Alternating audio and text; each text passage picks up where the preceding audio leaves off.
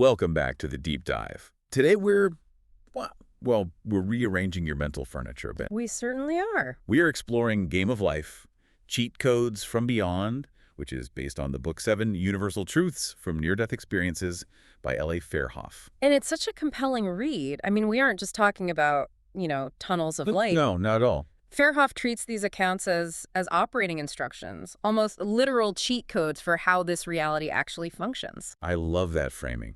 But we need to start with the big one, don't we? We all walk around convinced we're the main character in a solo game. My career, my stress, my internal monologue that nobody else hears. Right. But Fairhoff suggests we're playing multiplayer. And we just don't even realize it. Precisely. Fairhoff calls that feeling of independence the grand illusion. The grand illusion. Yeah. The data from thousands of these NDEs, it all points to this one thing, a unified field of consciousness. So think of it this way. Separation is just a costume we wear.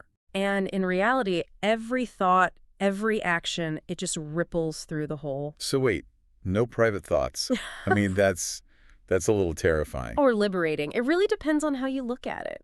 The book uses this wonderful parable of the waves and the ocean. Right, I remember this part. A wave looks around and it thinks, I'm separate from that wave over there. It measures its height.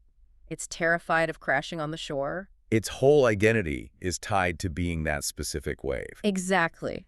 But when it finally dissolves back into the sea, it realizes it was never just a wave. It was the ocean. Just expressing itself as a wave for a moment. It's a beautiful metaphor, but you know me, I'm a skeptic at heart. Huh? Is there any evidence for this beyond sort of nice poetry? This is where it gets really visceral. The strongest evidence is something called the life review. Okay. It's reported constantly. When people cross over, they don't just watch a movie of their life on a screen.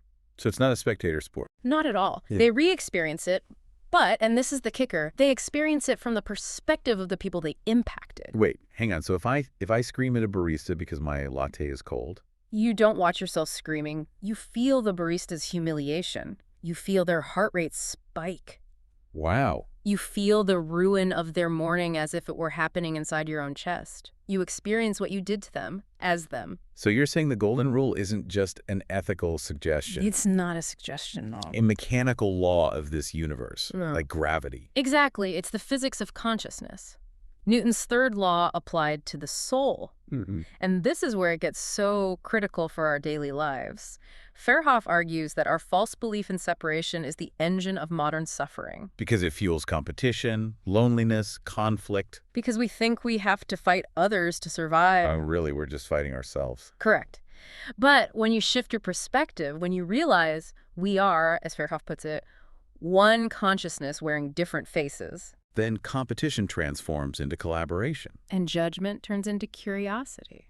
You know, it really highlights the sheer absurdity of the ego, doesn't it? It really does. One might observe that the human ego is a remarkably talented architect. It tirelessly constructs these invisible walls and moats around itself. Locks all the gates. Locks the gates, and then sits there wondering why it feels so terribly alone. That is a fantastic way to put it. It's a bit like buying a full night suit of armor-heavy, clanking metal, and then complaining about the lack of intimacy at social gatherings. Right. Why can't I feel anything? Exactly. Why can't I really connect with anyone? Well, maybe it's the steel plating you strapped on this morning. You're clanking around so loud you can't hear anyone else. But Fairhoff actually gives us a way to unbuckle that armor. A cheat code. A specific one called the recognition pause. I read this part. It sounds simple on paper. But in practice? Well, that's the thing. It's meant to be used in the heat of the moment. The next time you interact with a difficult person, or even just a stranger in a queue, you take a breath. You pause. And you silently acknowledge this statement.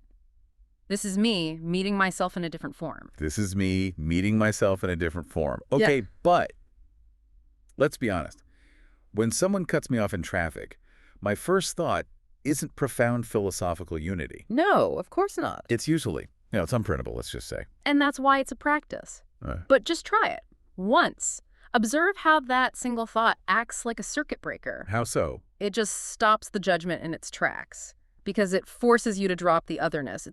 It's very hard to stay furious at someone when you recognize them as a version of yourself just having a bad day. It turns the battlefield into a mirror. Beautifully said. That's the core lesson. We are all connected. Separation is the illusion, connection is the reality.